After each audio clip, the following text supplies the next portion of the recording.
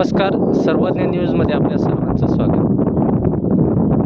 आपण छत्रपती संभाजीनगर तालुक्यातील लावखी माध्यम प्रकल्प बनगाव या ठिकाणी आहे आणि तुम्ही पाहू शकता की एकीकडे सर्व ठिकाणी मुसळधार पाऊस पडत आहे आणि वेगवेगळे मोठमोठाले असे धरण हे भरून आज वाहत आहे।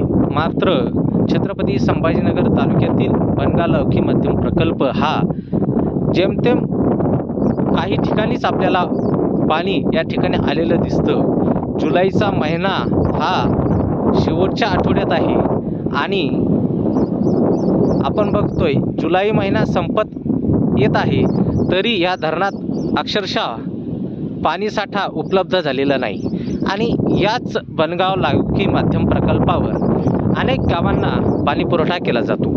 आज या गावांना काही गावांना टँकरद्वारे पाणी पुरवठा केला जात आहे। मात्र अशीच परिस्थिती जर असलीच तर भविष्यात भीषण पाणी टंचाईला या गावांना सामोरे जावे लागणार आहे, कारण की या परिसरात मुसळधार पावसाची अपेक्षा सर्वांच्या वतीनं व्यक्त केली जात आहे आणि शेतकऱ्यांनाही जेमतेम फक्त जे पिकं आज लागवड केलेलं आहे त्या पिकांनाच पाणी पुरेल किंवा पाऊस पडत असल्या कारणाने ती पिकं चांगली बहरलेली आहे।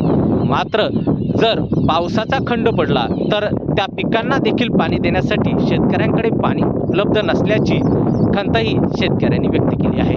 आपण पाहू शकता सध्या या व्हिडिओच्या माध्यमातून मी तुम्हाला दाखवू शकतो की मी सध्या लावखी माध्यम प्रकल्प या ठिकाणी आहे आणि त्या ठिकाणी आपण पाहू शकता मोठ्या प्रमाणात या ठिकाणी सर्व चारी बाजूला आपण पाहू शकता फक्त धरण हे कोरड्या स्थितीत या ठिकाणी दिसून येतं, कारण की या ठिकाणी पाण्याचा स्रोत पाऊस न पडल्याने या ठिकाणी साठवण न झाली आहे। जर भविष्यात चांगल्या प्रकारे जोरदार पाऊस या ठिकाणी झाला तर नक्कीच या धरणात पाणीसाठा उपलब्ध होईल आणि पिण्याचा प्रश्न सुटेल। मात्र या ठिकाणी जोरदार पावसाची अपेक्षा सर्व शेतकरी, सर्व गावकरी आणि ग्रामस्थांच्या वतीनं देवाकडे साकडं या ठिकाणी केले जात आहे। सर्वज्ञ न्यूज, छत्रपती संभाजीनगर, करमाड।